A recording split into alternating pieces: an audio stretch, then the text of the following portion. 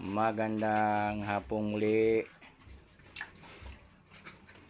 Pizza 11 na ng September, guys. Ito na yung mga biik ko, guys, na pinalay ko. 5 araw na to ngayon, guys. Yan o. Hindi ko muna pinapaliguan yan, guys, dahil iba ang panahon. Umuulan, init, pero kadalasan ngayon dito umuulan. Yan sila, guys, oh. Alagaan ko yan sila, guys, para mayroon tayong babantayan araw-araw.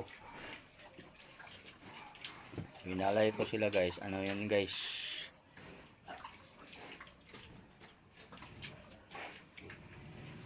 Isang buwan mahigit. Pagdating nito ng 10 araw sa simula ng winalay, anuhin ko naman to, pupurgahin ko.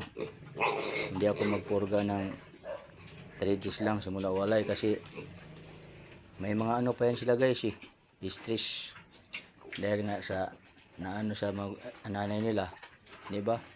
Ang mga inahin natin pag anak medyo may amoy yun, kaya hindi pala na-absorb yun, guys. Kaya kailangan maging isang kondisyon ng katawan na bago natin pupurgahin. Ano? Mga ano na ito, guys, yung iba dito mga 15 kilos na. Diba? Medyo madunas na lang. Hindi man pwede mapaligo tayo.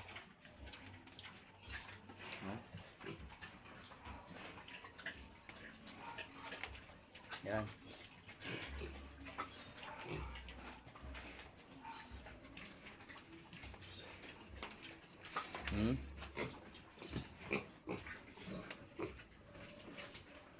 Masaya taga tayo, guys, nung makita dati natin yung pinagpaguran araw gabi, lalo pag nanganak. Ano talaga, bibigyan mo talaga sila ng panahon, mapuyat ka para lang malagaan sila.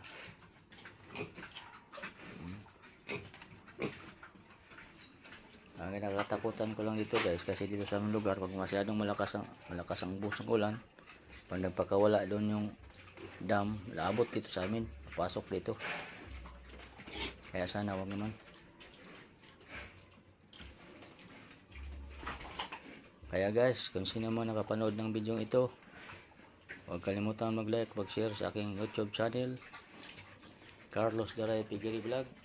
Ayan, oh. Bye-bye na. God is good.